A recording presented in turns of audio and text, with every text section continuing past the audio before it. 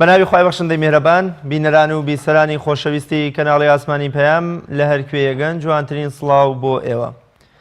سبەینێ 4 یادی ئەنفالە لە هەرێمی کوردستان کە دانراوە بۆ ڕۆژی ئەنفال لەژێر ناونیشانی تاوانی ئەنفال وەک پێویست پەندی لێوەرنەگیراوەت. بەرنامەیەم شەوی گفتوگۆم تایبەت دەکەم تەرخانەکەم بۆ ئەو پرسە گرنگە. بێگومان نووسەری کتێبی ئەمریکا و ئەنفال دەڵێ لە درێژەی یا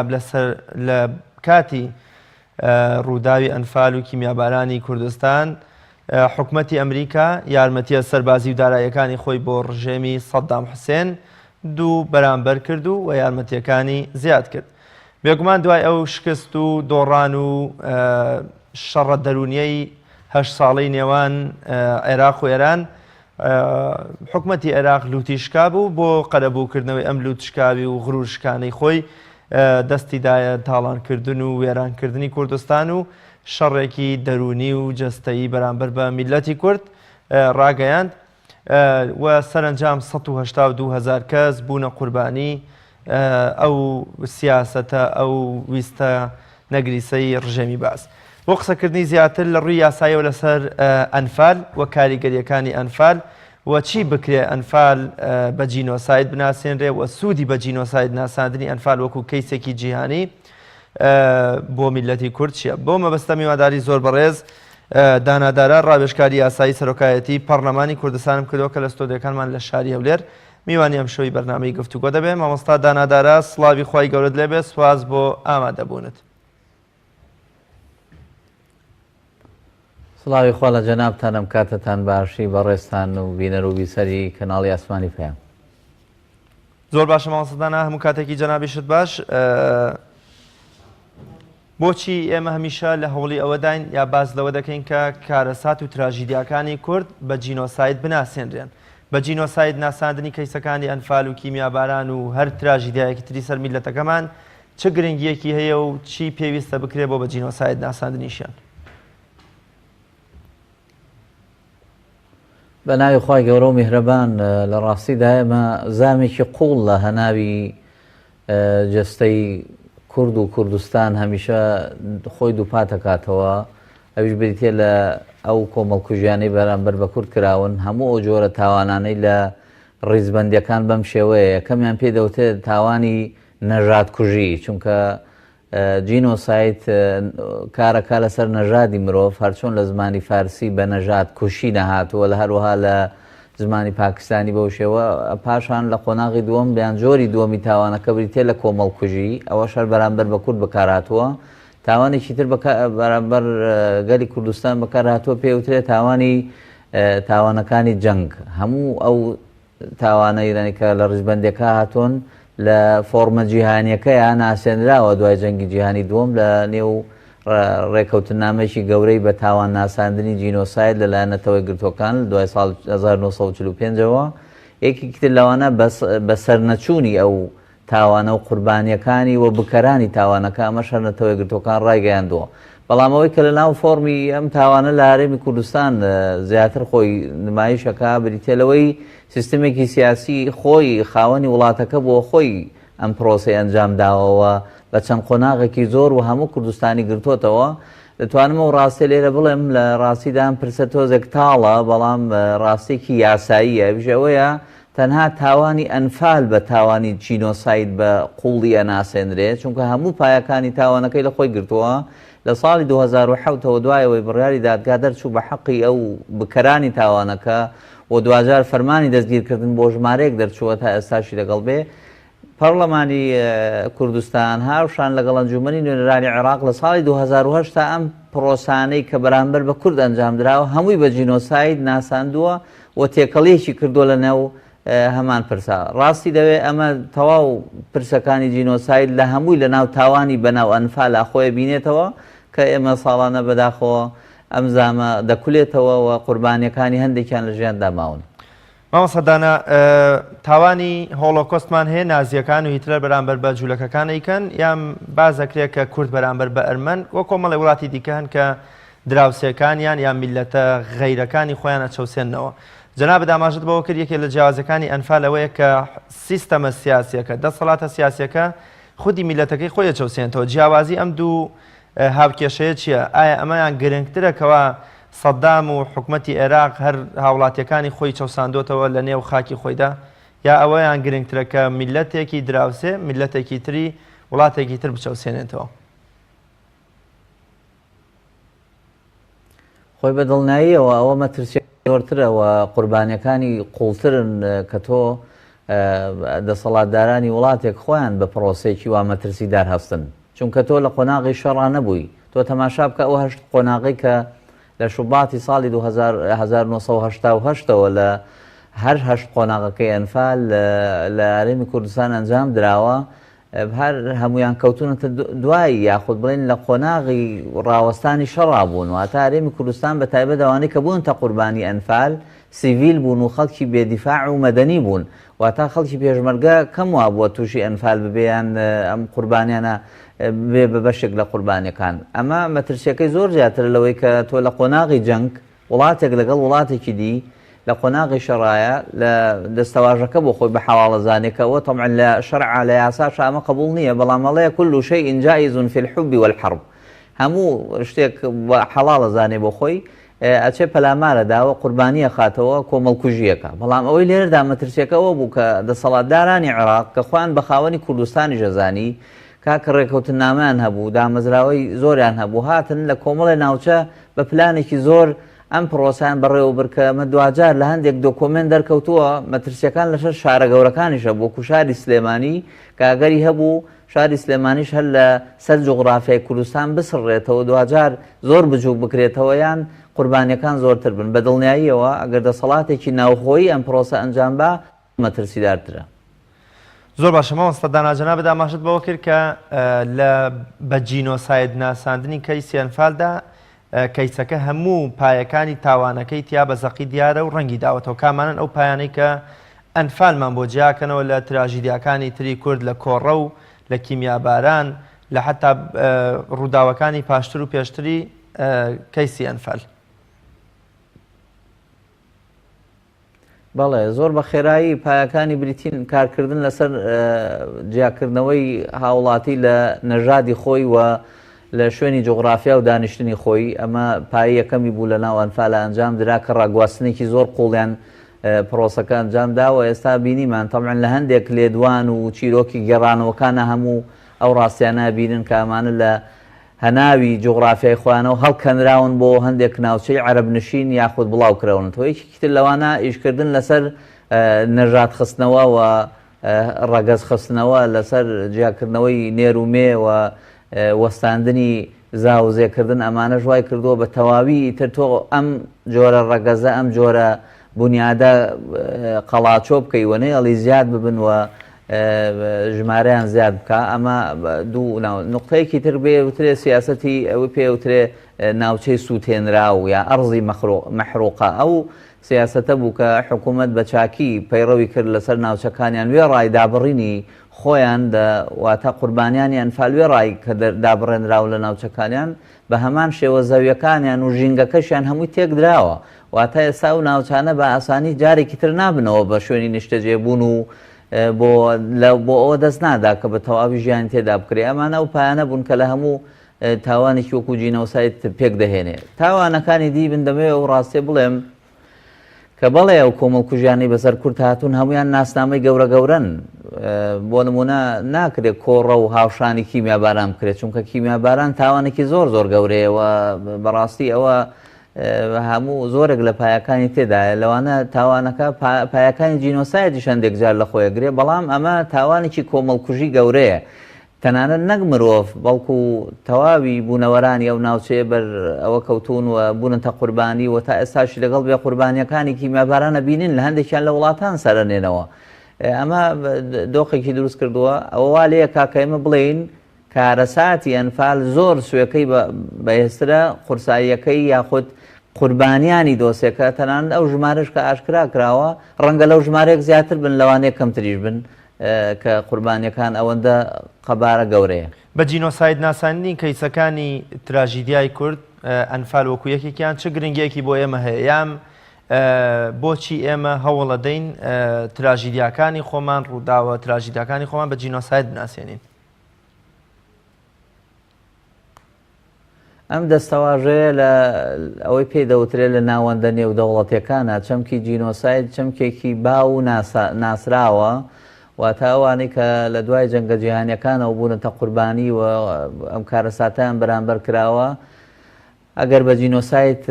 بناسێنرێ دۆخەکانە باتە پێشەوە یعنی خۆزگای ئەو کەیسی ئەنفال یاخود کەیسی کیمیاباران بە تایبەتی لە دادگایەکی نەودەوڵەتیە دادگای بکرانە نەک لە دادگایکی ناوخۆیی بۆی تەواوی ئەو کۆمپانیانەی هاوکاری سیستمە سیاسەکەی عێراقیان کرد بە پێدانی کیمیایی و کەلوپەل و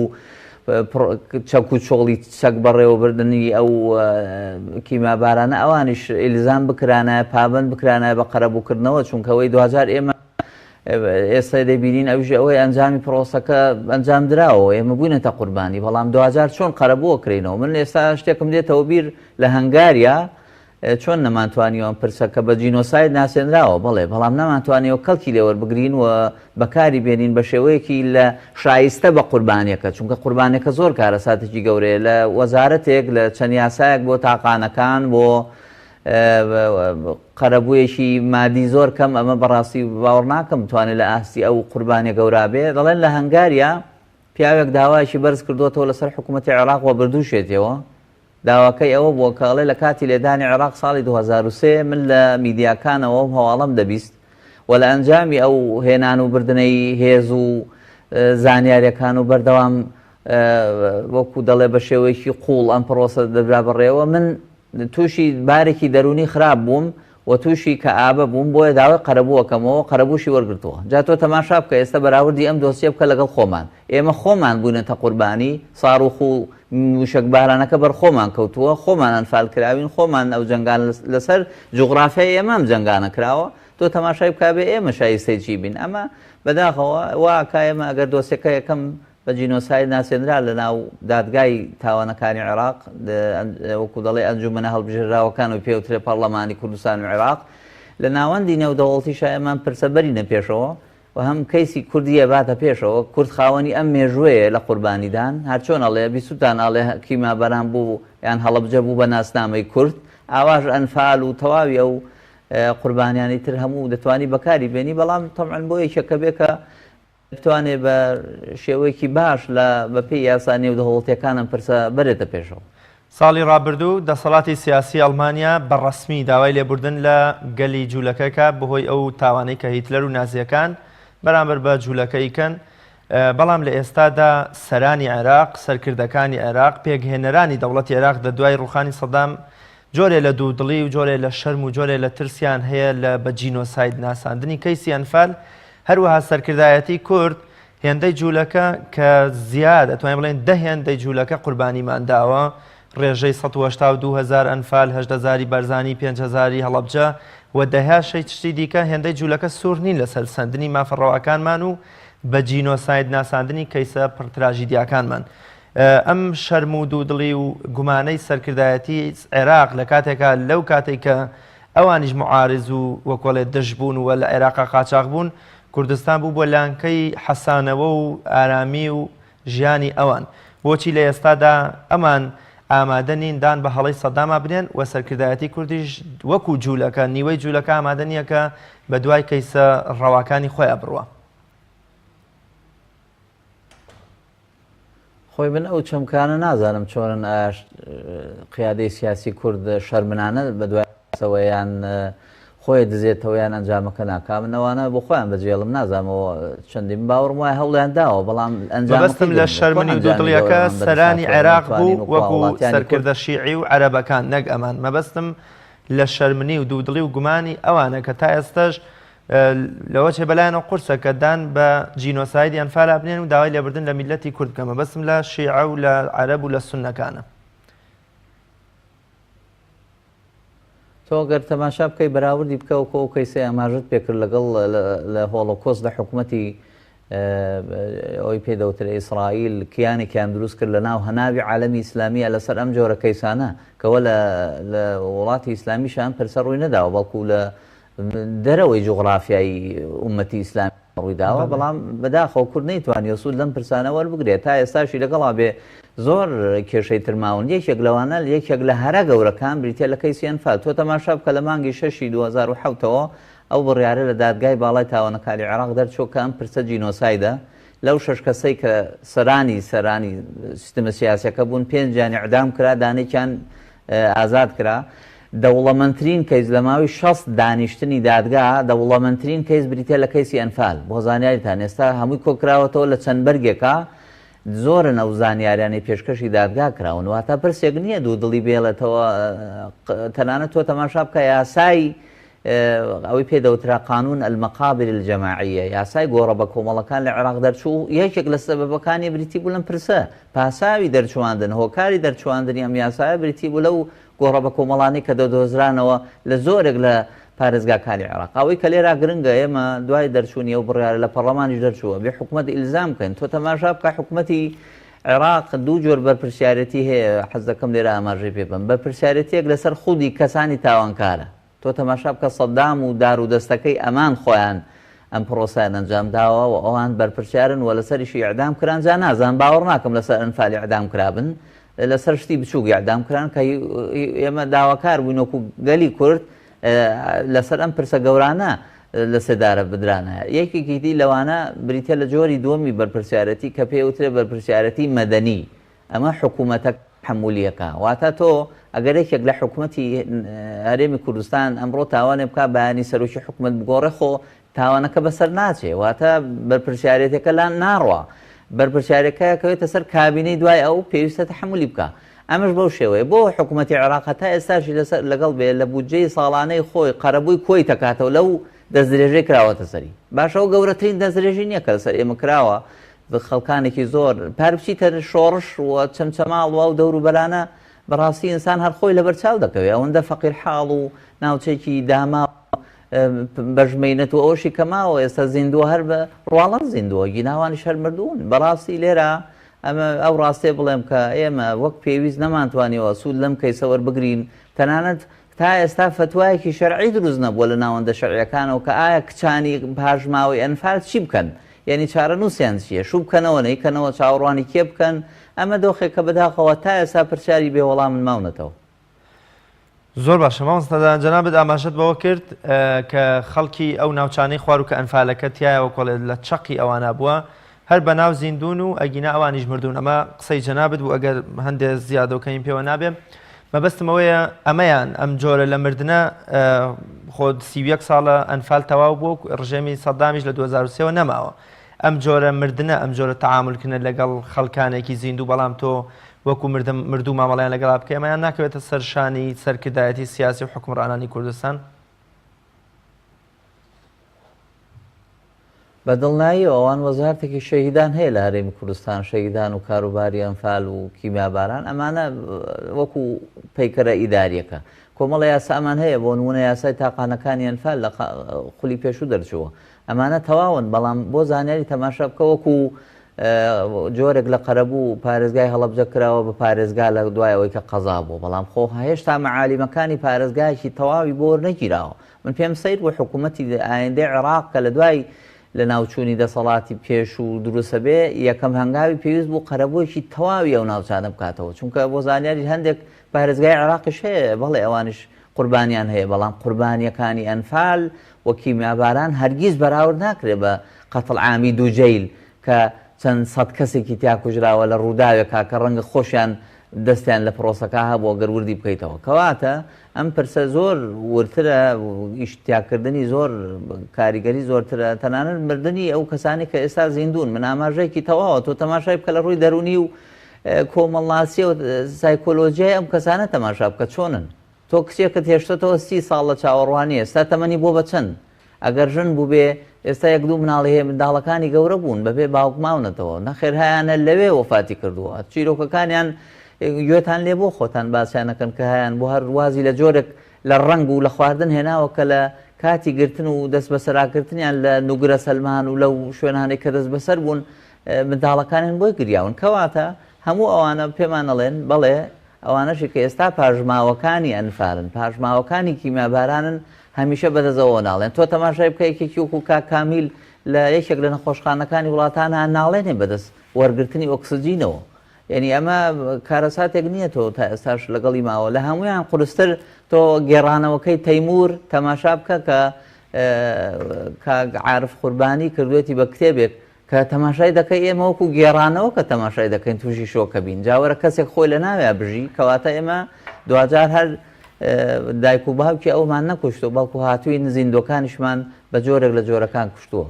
ڕەهەند و دەراویشتەکانی پرۆسەی ئەنفال چی بوون لەسەر تاک و کۆمەڵگەی کوردی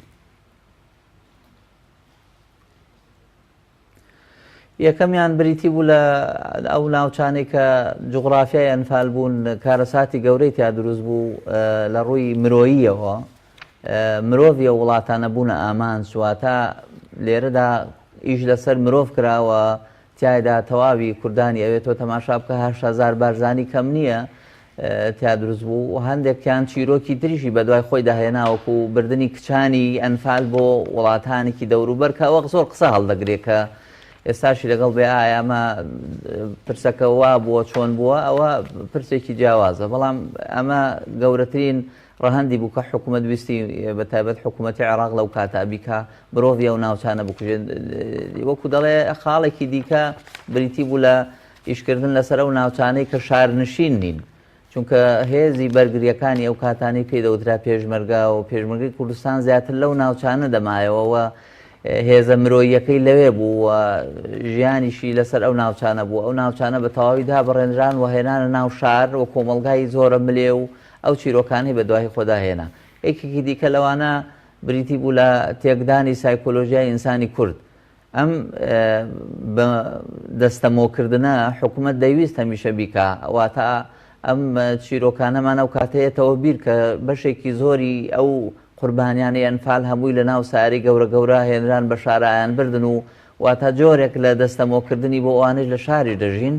کە هەمیشە ئێوە دەبێت گوێڕایاڵ بن و پابند بن بە حکوومەتی ناوەندەوە ئەوانە وای کردبوو زۆر بە قەساوەتێکی زۆر تند کە کەمترین ڕەحمی تیا بوو کەمترین بەزەیی تیا بوو لە دڵی ئەوانە بەرامبەر بە منداڵ و ژن کە لە هیچ دقێکی شەرعی وەرە هیچ ڕێکەوتنامەیەکی نەودەوڵەتیان نابێت لە جەنگی شاب کوژرێن بەڵام ئەوان هەمویان بوو نەجێی بە پرۆسەکانی مردن ئابران جا ئەوشی کە دەربازی بوو قەدەری خوا بوو دەربازی بۆ گینا بەشی زۆریان ئامانج بوون بۆی بکوژرێن وەینەکانیشیان کوژرا ئەوانە عینی ئەوەی چۆن فرعون کردی لە زمانی خۆی یقەتیلون ئەبناءهم وەیەستەحیون نساءهم هێڵانەوەی ژنەکانیان بە زیندوی بەڵام نێرینەکانیان هەموو کوشتن ئەوە ئەو ڕەهەندانە بوون کە ئامانجەکەی زۆر مەترسیدار بوو بەڵام الحەمدولیلا کەوای سەری نەگربەشی زۆری ئەنجامەکەی نەپێکا لە 1940 بە دامەزراندنی قەوارە و دەوڵەتی جوولەکە دوو جار وەکوڵێ ساڕێژی زامی هۆڵۆکۆست و جوولەکەکان کرا ئێمە 33 ساڵەوە 33 ساڵە خوێن هێشتا لە جەستەی تاکی کورد ئەجێ بەهۆی ئەنفالەوە بەهۆی ڕووداوەکانی ترەوە بۆچی سەرانی کورد نەیانتوانی قەرەبوویەکی مادی و معنەوی و شکۆیەی بۆ مرۆڤی کورد بگەڕنەوە و یا ئەوەی چی بوو کە پێویست بوو وایە لە ماوەی ئەم 33 ساڵە 31 ساڵە لە ماوەی ڕابردوودا بۆ تاکی کوردیان کردایە لە پێناو ساڕێژکردنی ئەو زامەی کە بەردەوام خوێنی لێچۆڕێ خۆیلانی کەمەگەرێمە دەرفەتەکە بین لە 1970 تا 91ەوە ئەو دۆخەیە کە بینیمانەوە ناکرێت ئەو دوای ئەوەش دۆخێک دروست بووە کە لە هەرێمی کوردستان بارەکە باری سیاسی و ئابوووریەکەی ناسەقامگیر بووە بەڵام تۆ تەماشا بکە لە دوای 2003ەوە کە ئێمە ژمارێکی زۆر بەڵگەنامە دەستی هێزەکانی داگیرکرد کەوتووە دەستی هێزە کوردیەکان کەوتووە بۆ لە دوای ئەم بەروارەوە ئیش لەسەرم پرسە بە قوڵی نەکراوەم باسی ئیشی قوڵ و گەورەکەم هەندێک ئیشی لێرە و لەوێ و دەرچواندنی بڕیار و یاسایی کەم ئەوانە بەڕاستی ساڕێژی ئەم برینە گەورانە ناکە وەکو ئاماژەم پێکرد هەر سێ جۆرەکەی تاوان جینۆساید و کۆمەڵکوژی و تاوانەکانی جەنگ هەر سێکیان جیاوازن هەر سێکیان لەسەر هەرێمی کوردستان جێبەجێ کراوە ئەو دەسەڵاتە بەعسیە لە ناوچووە هەموویانی جێبەجێ کردووە بە زیادەوە نەک بەکەم ئەوانەی کە پێویست بۆ حکوومەتی کوردی بێ بە تایبەت دەسەڵاتدارانی کورد بیکا بە تایبەت لەگەڵ حکوومەتی ناوەند یاخود لە ناوخۆدا یەکەمیان پێویستمان بۆ بوو دامەزراوی تەشریعی لە پەرلەمانە یاسایەک دەربچوێنێت تەواوی قوربانیان و بکەرانی تاوانەکە بپارێزێ ینی لە کاتی ئێستادا ئەو بۆ نمونەیەکێکی وەکو تەیمور من ناوی بێنم کە ئێستا طبعا لە کوردستانە ژی ئەم جۆرە کەسانە خۆیان شاید حاڵی پرۆسەکەن نابێ ئەم کەسانە تەنانەت بە دەقی یاساییە بێ بپارێزن تووشی نەخۆشی نەبن کاکە چ جایەوەی خەریکی ئیش و کەسابەت بن یا هەندێکیان لە منفا سەر بنێتەوە یا هەندێکیان بە جۆرێکی تر هەر تووشی لە بیرچوونەوە ببن ئەمانە زۆری دیکە پێویست بوو بیانکە یەکتر لەوانە ناوچەکانی ئەم جوغرافیایی کە پێی دەوترێ ئەنفالستان ئەمان بەڕاستیە بوو ناوچەهایەک بێ خەڵک ئێستا بچێ بۆ تەماشاکردنیان یعنی وەها خۆش و چاک و وەکو هێروشیما و ناکازاکی وانە ساڵانە یادی بکرێتەوە بریتی بێ لە ڕووی عیمرانی و ئاوەدانیەوە لانی کەم بەشێک لەم تاوانە ساڕێژ بکە بەڵام خۆ تۆ ئێستا ناوچەکان لە ببینی ئەزانی چۆنن یەکتر لەو کار ئەوەی کە ئاماژەم پێدا فتوا شەرعیەکە بوو یەکتر لەوانە بریتە لە بە دۆکۆمێنتکردنی ئەو کەیسانە من چەند هەوڵێکە بینم لێرە و لەوێ من هەمن گۆڤارێک بە ناوی جینۆسایت ساڵی یەک دانەی دەرەچوو لە گەرمیان ئێستا هەبزان وەستاوە ئەو کۆمەڵێک پێی هەڵدەستان کۆمەڵێک گەنج و خۆبەخش بوون ئەم دۆسیانیان هەموو کۆ کردەوە ئەم زانیاریانە بۆ ئێمە گرنگ بوون تەنانەت پێویست بوو بچێتە خۆناغی خوێندن لە ناو پرۆگرامەکانی خوێندن بۆی نەوەکانی ئایندە ئەم پرسە وەکو چیرۆکێکی خەیاڵی سیر نەکەن ئەمە وەکو پرسێک زۆر زۆر کارەساتەوە دوجار هەر دۆسەی کیمیاباران و ئەوانە نێتە بەرچاو ئەنفال بەشی زۆری لە پەنهانی کراوە بەشی ئەم پرسە بە شێوەیەکی کرا نەکراوەوە تا حتا وێنەکانیان لێرە و لەوێ بۆمان ئێستا دەرەچن هەندێک زانیاری لە ناویە لێرە ینی بەتایبەت لەو زانیارانە دەرەچێت کە ئێستا لە زانکۆی کلۆڕادۆ کۆمەڵێک تەن معلومات گیراوە لە حکوومەتی ناوەندی عێراقەوە مخابەڕاتی ئەمریکی بردوێتی ئێستا لەوێ سەیف کراوە بۆ زانیاریتان ئەم زانیاریانە بەشێکیان خراونەتە سەر سیدی وێنەیەکیان لای هەردوو بڵێن هەر سێ سەرکردە کە دوانیان لە حیاتان نەماون یەکیان ماوە ئەو زانیارانە لەوێ پارێزراون بۆ نان ئیش لەسەر ئەم پرسانە بکەن بزانین چی لێها دەمە چۆن دروست بوو ئەم چیرۆکە کێ ئەنجامیدا چۆن ئەنجامدرا قوربانیەکان لە کوێن بەداخەوە هەتاشی ماوە ئەو هەوڵانە هەوڵی پێشدەستین کە پێویست بوو حکوومەتی ئێستای هەرێمی کوردستان ئەنجامی بە بۆچی ئێمە وەکو کورد سەرکردایەتی سیاسی حیزبەکان ئەو دوو حیزبەی کە لە 1970ەوە نانەخۆن بەسەر تراژیدیا و خوێنی کوردەوە هەرخۆشیان بە ئاشکرا شانازی بە زیاتر ڕژاندنی خوێن و بە ژمارەی شەهیدەکانەوەکەن لە پێناو بەرژەوەندی خۆیانە هێندە کەمتەرخەمن لە ئاست ئەم کێشە و معاناتەی میلەتەکەمان تەنان ئامادەش نین لە مەلزەمەیەکی یا لە کتێبێکی قۆناغێکی خوێندنە نەوەکانی ئێستی پێ ئاشنا بکەن مەبەستمەوەیە ئەگەر ناتوانن خانووی خۆش و ژیان و خۆشگوزەرانی بۆ پاژماوەکانی ئەنفال دابیر بکەن بۆچی ئامادەیان نییە بە دوو لاپەڕ لە منهەجی خوێندنا ڕێی بکەنەوەکو جەنابەت ئاماژی پێەکەی بە دڵنیاییەوە کارەساتەکە قورسەرەکە کاتێک تۆ بینی ئەم ئێمە چۆن نووسەرێک باسەکاڵێ ئێمە هەمیشە خەریکە دۆسیەکانی ئەنفال و ئەو قوربانیانی بەسەر ئێمە هاتوون ئەو کارەساتە گەورانی بەسەر ئێمە هاتوون خێنە پشتی خۆمانەوە تا پرسێکە خەریکە خۆمان لە بیریەکەین جای خۆمان بەکاری بێنینەوە ینی کۆمەلگایەکی وەکو ئێمە گەر خاوەنی ئەم هەموو کەیسە بێ ئێستا هەندێک دەوڵەتی لەسەر دروست کردەوە تا بۆتە خاوەنی دەوڵەت بۆتە کیانێکی سیاسی دانپێنرا و تەنانی اعترافێکی دەولیشی بۆ هاتۆتە سەر کە ئێمە هەر یەکێک لە ڕوکنەکانی خاک و خەڵک و دەسەڵاتمان هەیە بەڵام چونکە دانپێدانانێکمان نییە ئەوە دۆخەکەمان بەو شێوەی لێ هاتووە ئێمە زۆر گلەی یەکرێ شایستەیە ئێستا گلەی بکرێت لە دەسەڵاتدارانی سیاسی کورد کە چۆن ئەم کەیسانان نەبردۆتە پێشەوە کاکە تۆ تەماشا بکە پارێزگای هەڵەبجە تا ئێستا ئەنجومەنەکەی پێک نایە یعنی ناڵن کەوتۆتە ناو ململانەی سیاسی و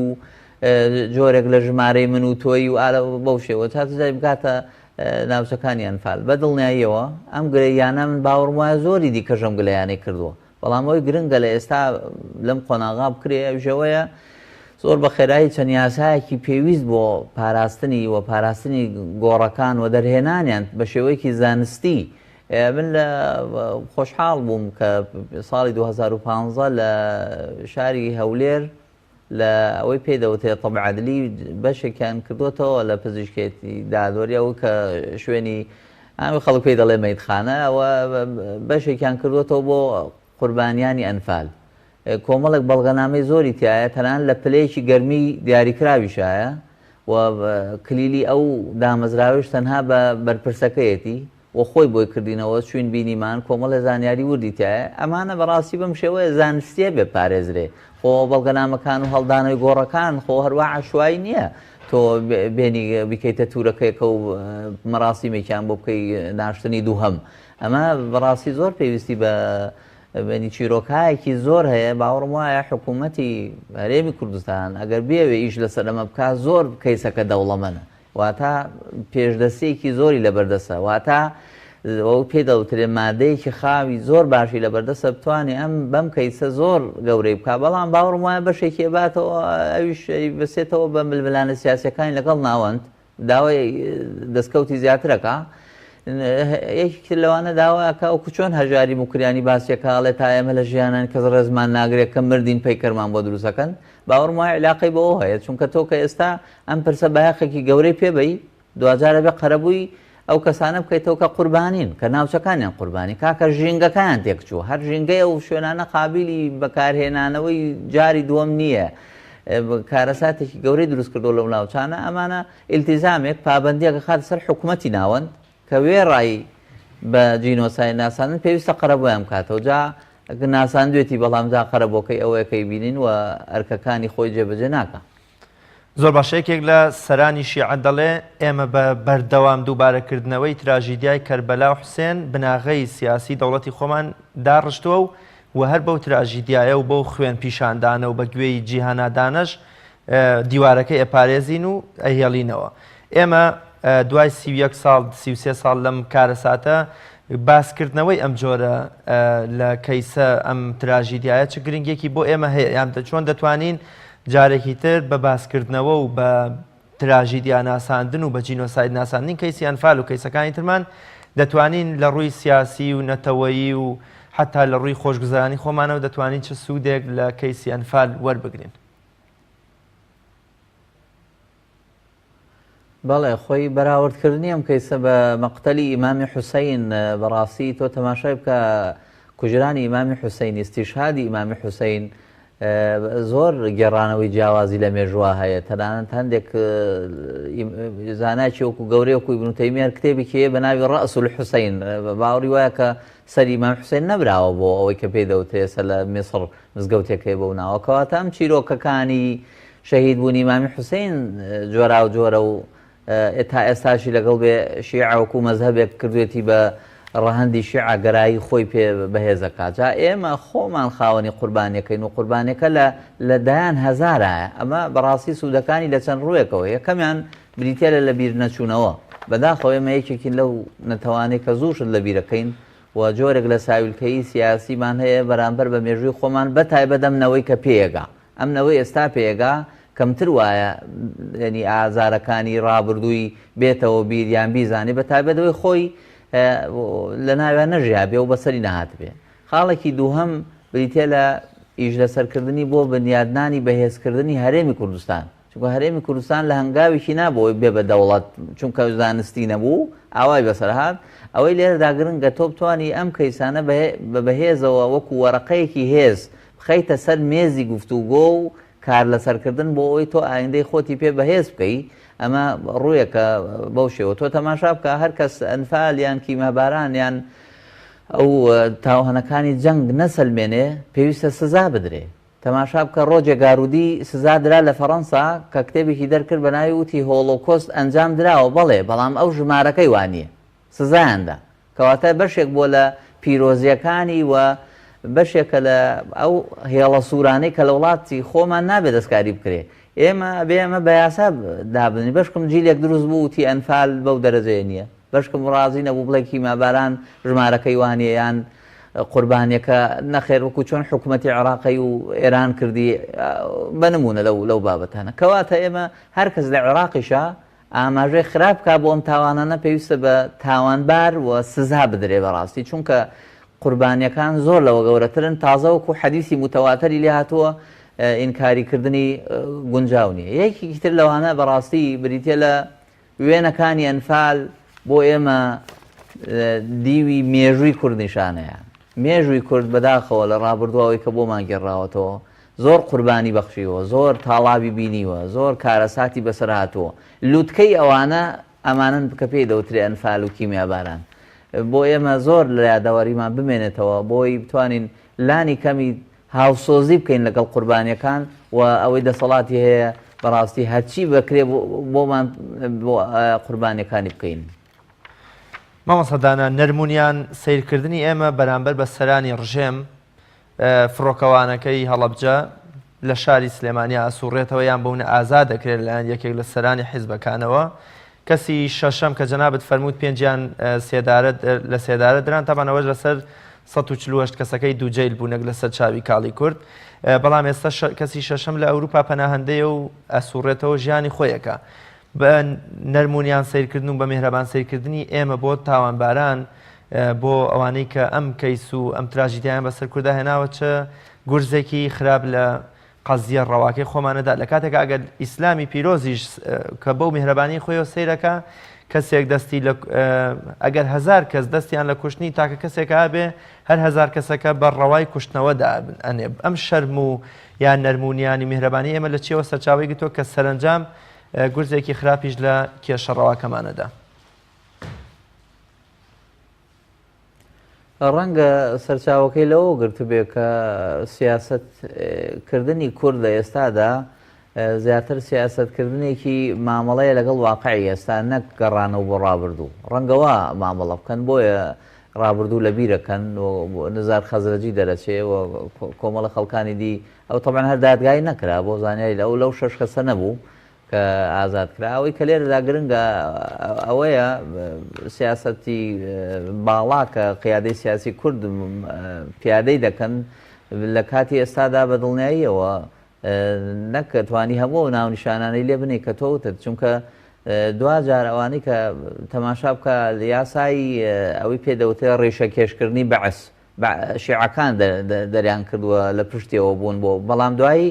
یاساکە بە جۆرێکی تر ناوێکی تری بۆ بینرایەوەی ناودرا بە یاسایی موساالە و عەدالە یاسای بەرپرسیارەتی و لێپرسینەوە ئەم جۆرە بەرپرسیارەتیکردنە بۆ ئەو دەسەڵاتدارانە زۆر گرنگ بوو لە کاتی خۆیان زۆر ینی بە تەواوەتی سیستمەکە لەبەر یەک هەڵوەشا ئەمە زیاتر باوەڕم وایە قیادەی سیاسی کورد ئیشی لەسەر ئەمە کرد هەڵوەشاندنەوەی سیستمەکە نەک کەسێکیان ئێستا تۆ تەماشای ئەو جۆرە ڕاپەڕینانەی وڵاتانی ناوچەکە و دەوروبەر بکەی زیاتر ئیشەکەن لەسەر کەسایەتیەک لە ناو سیستمەکە ئەو لە بینەبەن نایەنە خوارەوە بەڵام ئەوەی کە لێرا گرنگ بوو هەم قیادەی سیاسی کورد هەم ئەو هێزە داگیرکارەکان هاتن بە تەواوی سیستمەکان لەبەر یەک هەڵوەشان تۆ تەماشا بکە عێراق لە ساڵی 2023 ئیتر هەر هێزە چەکدارەکانیشی هەڵوەشا ئەوە تەمەن باشی و خراپیشی هەبوو ئەو هێزە چەکدارانە خۆیان بکەری سەرەکی بوون بۆ ئەنجامدانی پرۆسەکانی ئەنفال و کیمیاباران و لەگەڵیشا هێزەکانی تری وەکو ئەوەی پێی دەوترێ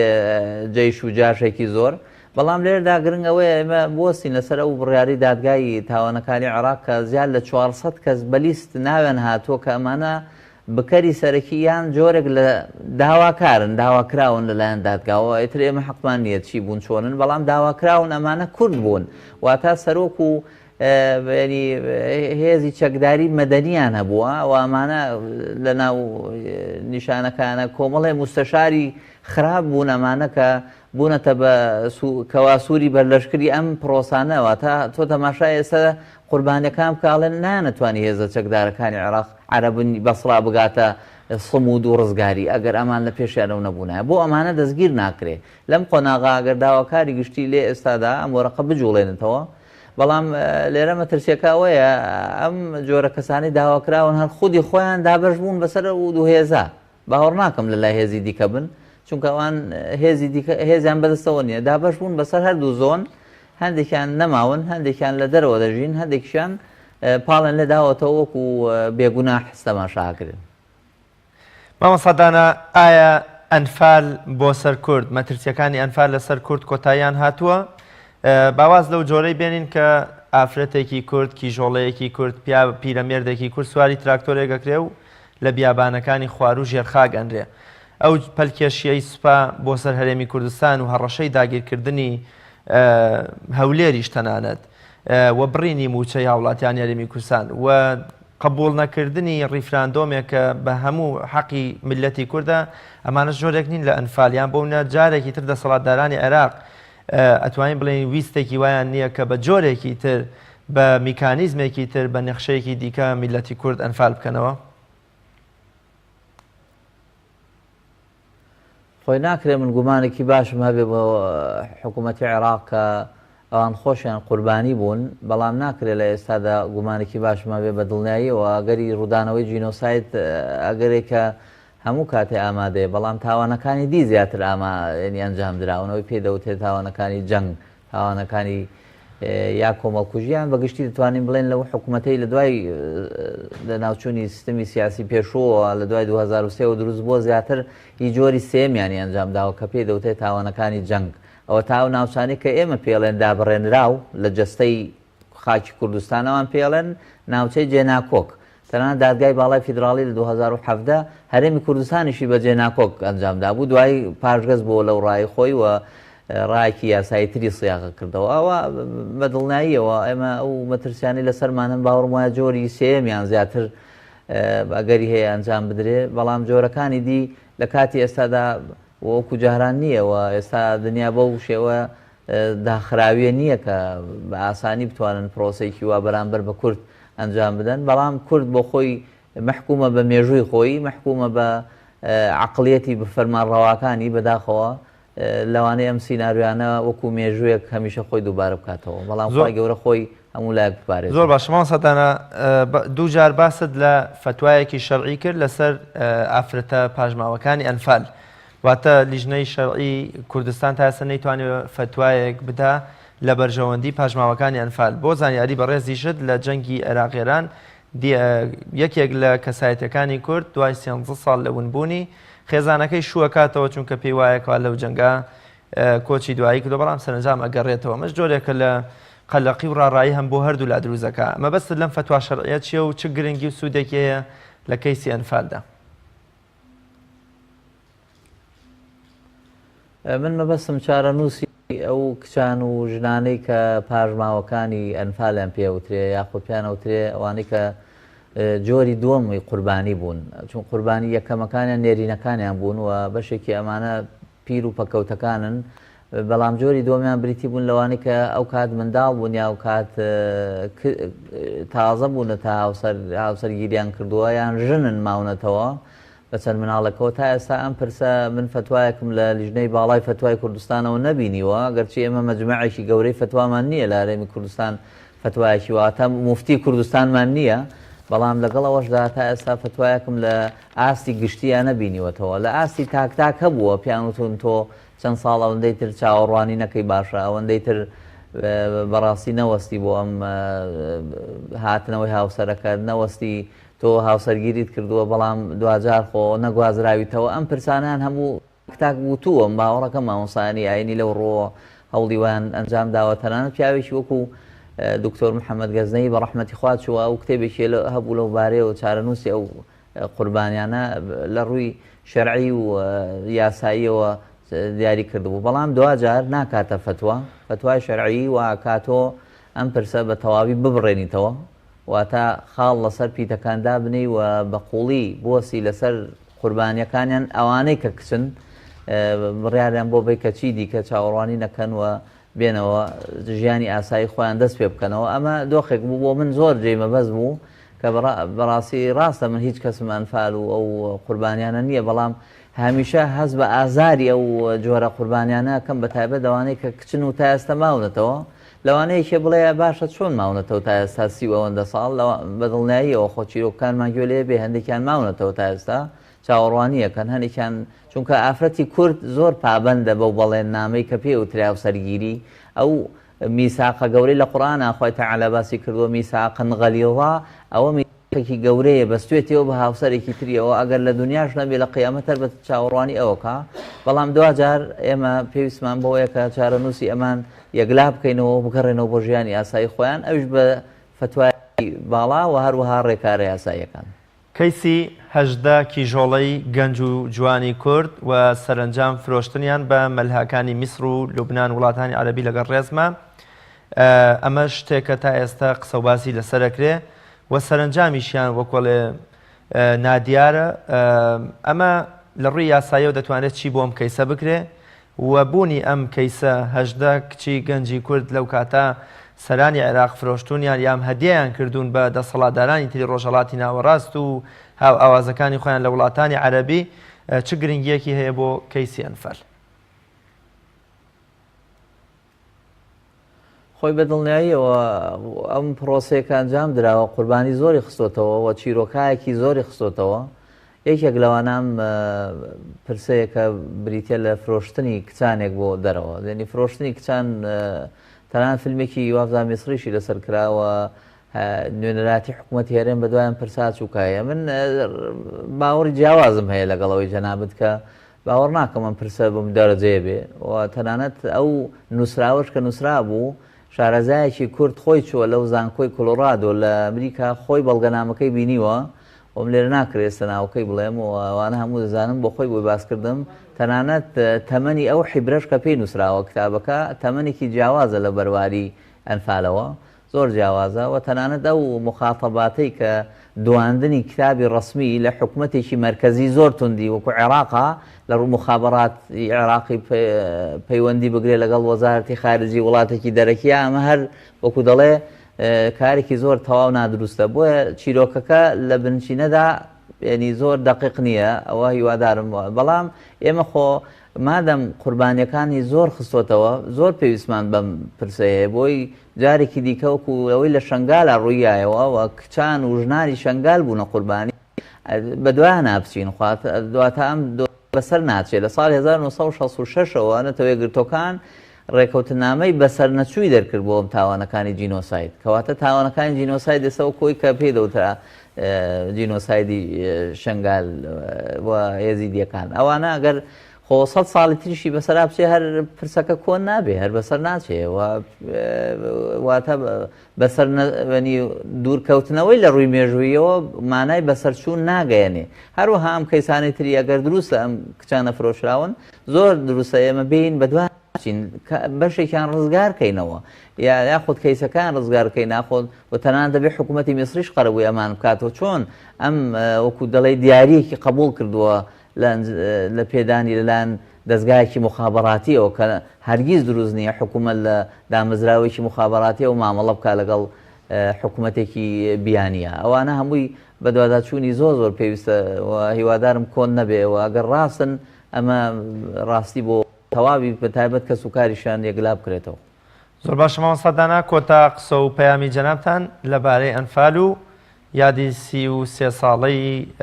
کارەساتی پڕتراژیدای ئەنفال چییە؟ لە ڕاستیدا ئێمە لە بەردەم خەمێکی زۆر قوڵین. ڕاستە لە بەهارە ئەم تاوانە ئەنجام دراوە، بەڵام بە تەواوی پاییزێکی گەورەی هێناوە بۆ خەڵکی کوردستان. هیوادارم ئێمە لانی کەم چونکە ساڕێژکردنی ئەم برینە وەکو کیماباران وەکو تاوانەکانی دیکە بەسەر هەرێمی کوردستان هاتوون لووتکەکان بریتە لە ئەنفال و بە ناو ئەنفالی خەڵکی کوردستان ئەمە ئاسان نییە ساڕێژکردنی، بەڵام لانی کەم ئێمە بتوانین قەرەبوویەکی ژینگە و ژیانی ئەو ناوچانە بکەینەوە. حکوومەت خۆی لێ بکاتە خاوەن، تەنها بیر لە زیندوان نەکاتەوە، بیر لەوانش بکاتەوە کە بەڵێ لە جەستەی ئێمە ڕۆژگارێک قوربانێکی ئاوا بووە بە هەرگیز ئەم تاوانە بە لەبیر چوونەوە نەسپێرین. هیوادارم هەمیشە ئێمە یادی ئەم پرسە بکەینەوە و بە زیندوی بمێنێتەوە. سپاس بۆ ئێوە. زۆر سپاس بۆ بەڕێز دانادارا ڕاوێژکاری یاسایی سەرۆکایەتی پەرلەمانی کوردستان. سپاس بۆ بەڕێزتان کە لە شاری هەولێر و لە ستۆدیۆکانمان میوانی ئەم شەوی بەرنامەی گفتوگۆبی. بینەرانی بەڕێز و خۆشەویست، سپاس بۆ ئێوەی عەزیزیش تا بە یەکگەشتنەوەیەکی تر بەخوای گەورە مێرەبانتان ئەسپێرم. هەر شاد و سەرکەوتوو بن. خواتان لەگەڵ.